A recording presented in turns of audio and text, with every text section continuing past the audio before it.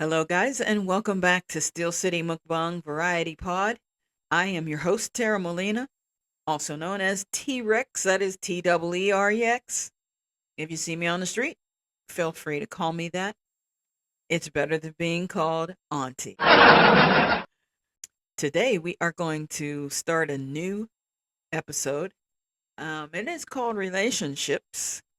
I don't know if this will be multiple editions. It may be, but I always decide that as we go along. But before we get started, I ask you to please watch this next influencer ad from yours truly.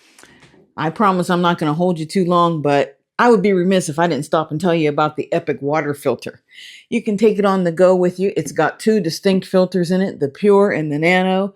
Filters your water crystal clear for a healthy, safe drink every time.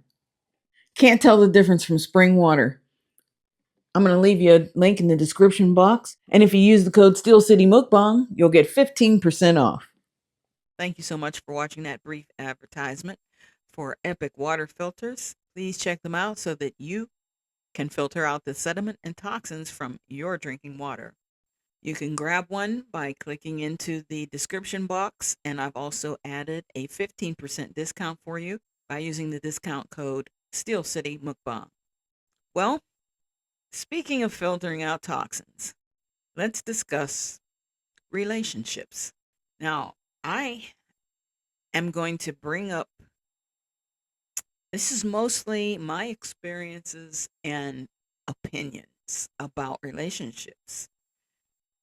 I, in my older age here, have strayed from the average feelings on relationships. And I mean worldwide, not just among specific groups of people or races or religions. I mean worldwide across all humanity. The way that 90 to 95% of the human population views relationships, I have strayed very far from that. I'm not the only one. That's why I said 95%. There's 5% of us out there probably, and that is not a statistic that I got from any source. I'm just going by what I see. There are some of us out there like me, and I'm just going to say that it's probably a small percentage. But what am I talking about? Let's let's get started with it. Relationships. You are joined with someone in life as a partner, as someone to help you through life, to assist you through life, however you want to view it. Someone to keep you company, just companionship, someone to be in a romantic relationship with. And hopefully for you, you find that all in one person. Hopefully you do. But let me tell you this, it's not easy. It's not easy to find all of that in one person. And if you do, I consider that a soulmate. That is the person that you were supposed to meet, the person that you were supposed to be with for life, because they are supplying you with everything that you need and want. That's a soulmate, in my opinion. I'm going to continue to state it throughout this pod. These are my experiences and my opinion. A soulmate is that person that supplies and provides your every want and need in life, from companionship to romance to friendship to even the person you argue with from time to time. They supply you with that human contact, human touch that you need or want. Soulmate. How often do we meet up with people that are lacking in one of those human desires? For some of us, it's quite often. For some of us, it is. It's quite often. You may jump from relationship to relationship and not find one person that provides it all. So then what?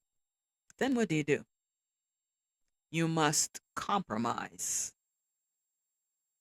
and be willing to pick and choose what you're willing to do without. For instance, you meet someone, they're beautiful and kind and loving, romantic, but they tend to zone out and become unreachable at times to where they're not a very good companion. You know, you've got the romance, you've got the kindness, you've got the sweetness, they're good looking. But when you need someone around to talk to, they're kind of tuned out, not there, more into themselves and what they have to say. That could be a deal breaker for some people. And some people can just be willing to accept that one thing that's missing for all the other good parts. Good, good for you. That's great. But is that really how you want to go through life? You wanted a companion, but here you are compromising for this person that has all these other things that you like. So you compromise and overlook the fact what you want to be happy and content. You're missing companionship. Suppose you meet a person and they are a great companion. Great companion. Easy to talk to, easy to look at. But maybe they're not romantic at all. Maybe you never get a hug. Maybe you never get a kiss, a touch, a kind word to say, you are the most beautiful person. I'm just going to be using generic pronouns because I don't know how many guys are out there listening, and I don't know how many women or theys are out there listening. So I'm just going to use generic terms. They never tell you that you are the most beautiful person to me. You look so nice in that outfit today. You don't ever hear those romantic things, and they're never romantic with you, but they're a good companion.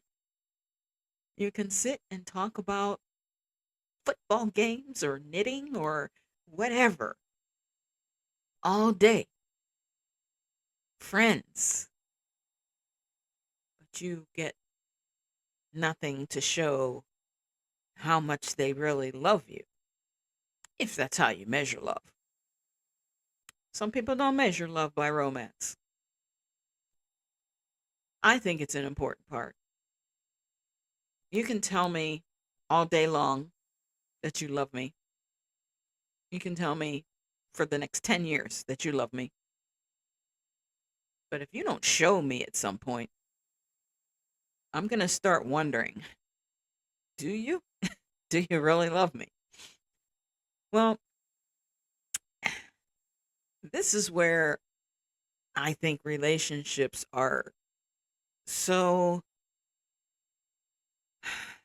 uh, what's the word? Overrated. Relationships are so overrated. Because why do you have to commit your life? It's your life. Think about this. You're a child at first, and you're living under your parents' roof, and they're giving you rules and regulations and for a reason because you're underage, you're learning, you're growing, you're being raised. But by the time you reach adulthood and it's time for you to get out from under that, don't you want just a little while for yourself? to find yourself out of all the things you learned from your parents or maybe didn't learn, and you want to go out and try to find out these things on your own, but then you meet up with someone and they want to start a relationship, and then you start to think you want to start one too. Now you've begun to share your life once again with another person. This time it's not your parents. This time it's a partner. So you begin to have to share things and compromise things and give and take and with another human being. You're still not enjoying your life with and for yourself. Okay, like I said, in my opinion, 90% of people want that. 5% of us don't. I would love to know, what the actual averages are. I would love to know, like a scientific based average. Okay, so I gave you my opinionated average of what percentage of people don't want to be in relationships. But I have found a survey that was done with United States adults.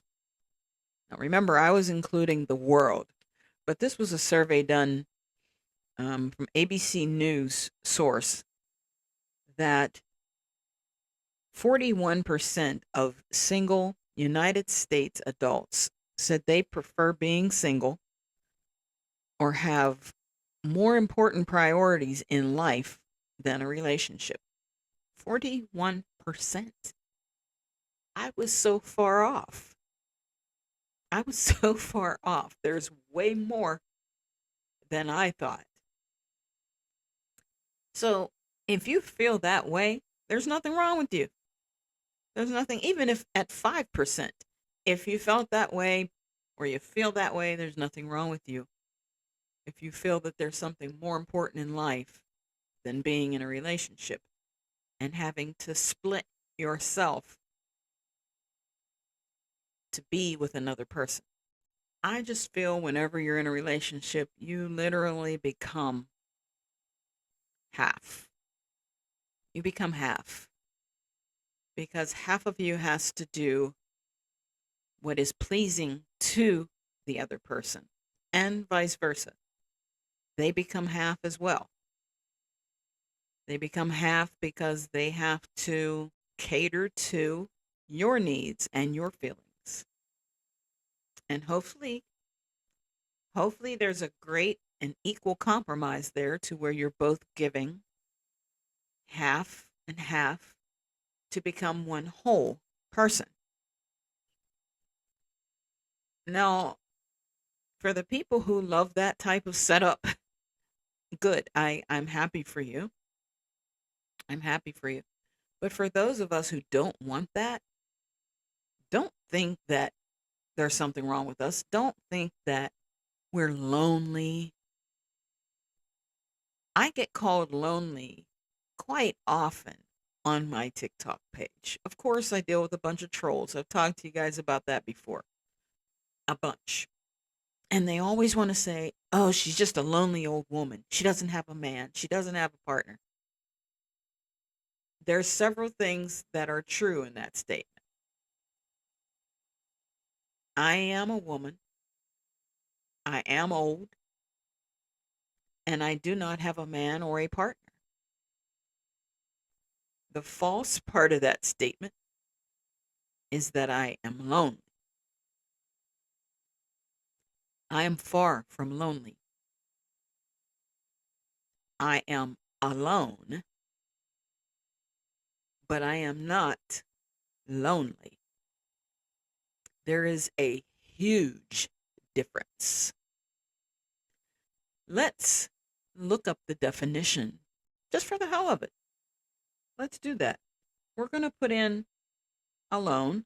We're going to look up alone. and we're going to get the actual definition of the word. Alone simply means having no one else present. It's a state of being. It's a state of being alone. I'm here and no one else is present. State of being. Let's look up lonely. Sad because one has no friends or company. Sad. That's the first word from the Oxford Dictionary. That's the first word in the definition to describe lonely. Sad. And we all know sad is what? It's a feeling. It is a feeling. So you can be single and alone and enjoy every moment of it and be as happy as anyone else.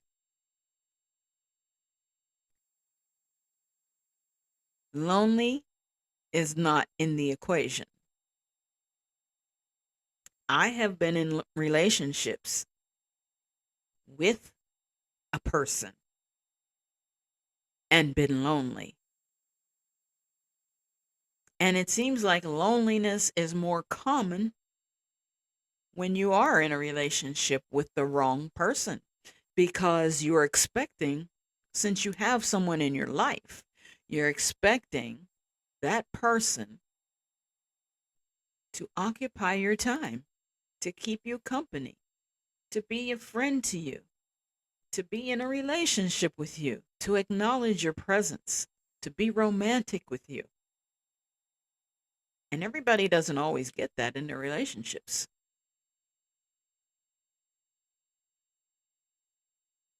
Which can leave you feeling pretty damn lonely.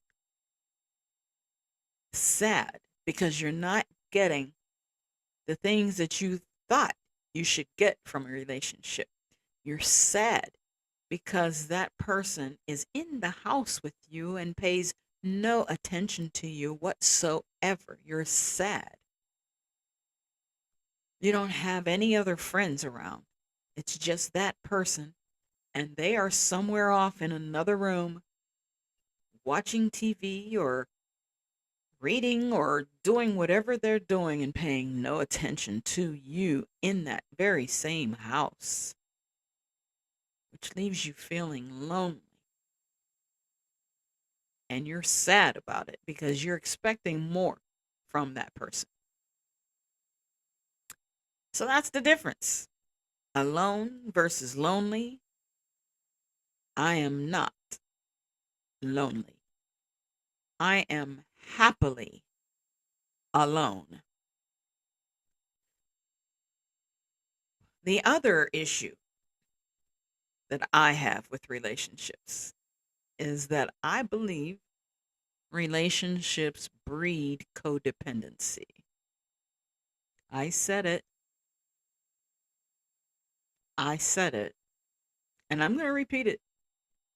I believe that relationships breed codependence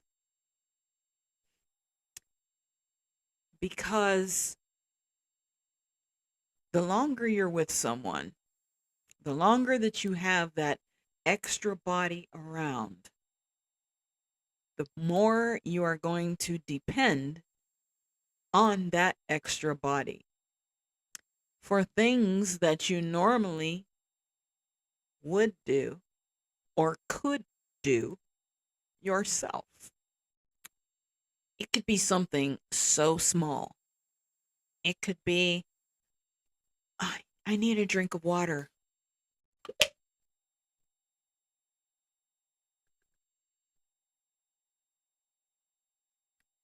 Honey, could you bring me a glass of water? Meanwhile,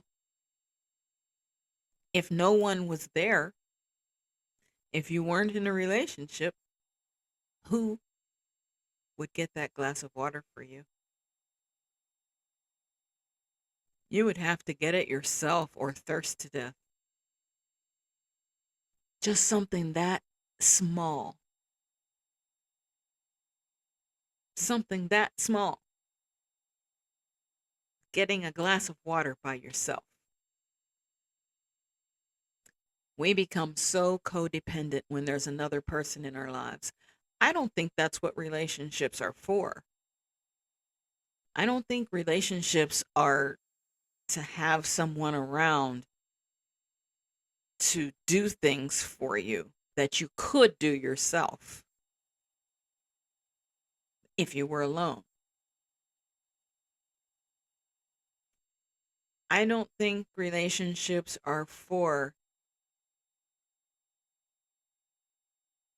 depending on another person so hard and with so much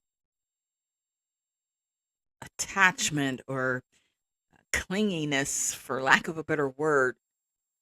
I don't think I don't think that's what relationships are for. I don't. I believe relationships are to give you, provide you with things that you cannot provide for yourself, like emotional support, like romance, companionship. And even to a certain degree, you can provide companionship for yourself.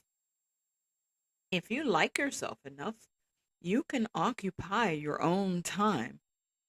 It may not be with a human being, but you can definitely find things to occupy your own time. So I wasn't always this way. There was a time in my life, and I would say in my early 20s to about late 40s, that I felt that need to be with someone. I felt that desire that I've got to find a relationship. I've got to have someone in my life. But I always knew I was an independent person, too. So I started thinking, like, but why? Why? You're capable and able to do these things yourself. Why are you so hell bent on getting into a relationship where you're going to have to divide yourself? You're going to have to split yourself down the middle. So why are you so hell bent on finding a relationship? I don't see anything wrong with dating. I would date. I would date, but there's nothing more that would come of it for me. Just to say, hey, I went out to dinner with someone or I went to a movie. Yes. And then we go our separate ways because I don't want any type of commitment anymore. I don't want to be responsible for another person's feelings in a relationship type setting. Now, if we go out on a date, of course, I'm going to be responsible for your feelings while we're out and all of that stuff. I'm going to be nice and kind and sweet and whatever, care about what happens to you, but it's not something I'm going to have to worry about long term. I'm only going to have to worry about it for a few hours and then it's over. And I know there's always that chance that you go out with somebody and you're going to really start to like them. But my issue is I may really, really start to like you, and I may even want you around more often. But it has to be limited. Like I'm not going to split myself in half and compromise and make all these elaborate and drastic changes in my life just to be with you because I like you a lot. Like, I don't want to live with you. I don't want you to live with me. It's okay if you come over sometime. You have to leave, though. That may sound harsh to some of you, but at least I'm upfront and forward about it. That way, we can each continue to live our own lives. You don't feel obligated to me, and I don't feel obligated to you, but we can hang out, kick it, have dinner, watch a movie, Netflix and chill. But then you have to go home, or I'm heading back home. I don't care how harsh that may sound because it's my life that I'm talking about. I'm not saying this for you. I'm kind of talking about this because of people like me that may feel that there's something wrong with them because they feel this way, or have people telling them that there's something wrong with them. They're lonely and all of that. I'm basically speaking to those people. And those of you who are already in relationships and are calling me crazy, and you may have already tuned out by now, I'm also speaking to you so that you can step back and take a look at your relationship and see if you're really happy. Do you have everything you want? And be honest. Do you have everything you want in that person? Or is there an area of your life and your relationship that you are so unhappy with that sometimes you find it hard to bear, but you stick it out because that person washes the dishes, which is something you can do, because that person goes with you to the store and carries the groceries, which is something you can do. You become codependent. Have you become codependent? Have you? Are you doing things, or are you not doing things that you could do if you were single or just living apart from the person that you are codependent on? It's just, I'm just having conversation here, like I said, for you to look at the situation, look at it closely. For those of you who are in a relationship and maybe you've been married 5 or 6 years and then you break up, and immediately you start trying to replace that person instantly. Like, you don't give yourself a chance to breathe. You don't give yourself a chance to look inward. You don't give yourself a chance to just be be independent by yourself for a little while. You immediately want to replace that person who's going to go to the store with you, go on vacation with you, go to the doctor with you, immediately. And we run into a lot of problems like that because you're in such a hurry to fall back into codependency and that feeling of being overly attached. You're so anxious to jump back into that, you end up meeting the wrong one. You end up getting into a relationship with the wrong person. And that just further damages how you feel from your recent breakup. You're still healing from that. Then you meet someone who could be an ass, and it just further messes up your mind. and your healing process.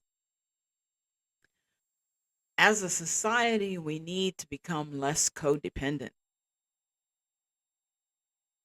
And if that means backing away from relationships for a time, then so be it. So be it. People have become too dependent on others. Like I was saying, I I was there. I was there from my early 20s to my late 40s. And then when I realized what started it all was I got out of a relationship and moved to a place by myself. And I didn't even feel like I wanted another relationship. It just seemed to happen. I woke up one day and looked at my surroundings of being alone, listened to the quiet, enjoyed the fact that I want to go out and eat right now, and I don't have to plan it with anyone else. Like I can actually just get up, put my clothes on, the clothes of my choice, not have someone else say, "Are you going to wear that?" You know what I mean? Yes, I'm going to wear it. It's what I picked out. What do you mean, am I going to wear that? Because they don't like it? And I go to the restaurant I want to go to instead of having to clear it with someone else. I really want seafood today. Oh, I wanted Italian. Uh, I don't. Oh, well, then what? We don't go? Is that the solution? Or you pick a restaurant that has seafood and Italian food, but it's not as good as where you would have gone to an all seafood place by yourself or an all Italian food spot by yourself. But you compromised and made that decision to please each other. And neither one of you are truly 100% happy about that. I don't get it. I don't get it.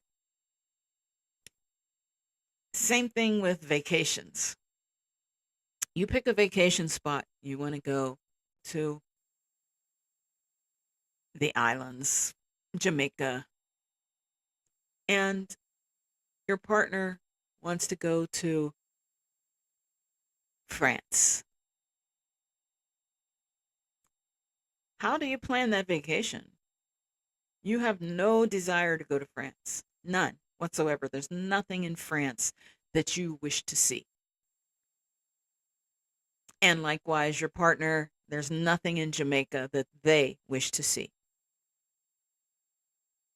Do you never go to Jamaica? Do they never go to France? Do you plan the vacation separately? How can you both afford to go on vacation? It's going to cost a lot of money for you to go to Jamaica and for them to go to France. And do you want to go by yourself? Or do you want to get a friend to go with you? Will your partner be upset because you decided to go on vacation with your friend? That just seems like so much to deal with when life is so short. If I want to go to Jamaica, I'm going to Jamaica. If you don't like it, then I guess there's just going to be a fight when we get back or when I get back because I'm going to go, even if I have to go by myself. I'm going. And sometimes people just decide, and sometimes when that more often than is good, people decide because you don't want to go to Jamaica and I don't want to go to France, then we just don't take any vacation. We'll go someplace that we both will enjoy, but it's not really what we desired. You're not getting your heart's desire. You had to settle. You had to compromise. And once again, my opinion, my experiences. If you don't mind compromising and instead of going to Jamaica and France, you both end up in Disney World, I mean, then fine. You both like Disney World and you've only been there 15 times together, but since we can both agree on it, then we'll go there for the 16th time. Or does one of you give in and go to the place that you dread going? Do you just forget about your trip to Jamaica and go on and book this trip to France? And the whole time you're there, you're bored to death, you cannot stand it, and you have this sense of resentment because you know you did it just to please someone else. When is it going to be your turn? When do you get what you want? To me, as I'm older, this is what relationships have put in my head. This is what they are. Maybe it has something to do with the closer you get to the end of life, you realize that you want to enjoy everything possible. Everything that you ever wanted to enjoy, you want to do it. And you don't want anybody to stop you. Not for love nor money. You don't want anyone to stop you. Maybe that's why. I don't know. But like I said, it came out of nowhere. When I woke up one day and said, this being by myself is not half bad. I kind of like it. I'm enjoying it. And have been by myself ever since. By choice. And if I had to go back, I would choose it all over again. I'm not recommending this for you. Like I said, it is just an opinion. It is just a talk show to get your mind thinking, to step back, look at the full picture of your life. Your life. Yours. Does not have to be shared, compromised, or settle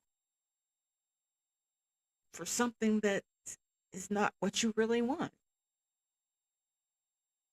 It's not necessary. You don't have to do that. And like I said, for the 41% that ABC survey has told us, for the 41% who prefer singleness, solitude, aloneness, you're not alone. You're really not alone. There are 41% of us out here with you. And there's nothing wrong with how you're thinking, what you're doing, how you feel. There's nothing wrong with it. I want to thank you guys for joining me for this episode of Steel City Mukbang Variety Pod. As always, I appreciate you, and you know I will be back. I hope you enjoyed this show, and I'll see you again soon.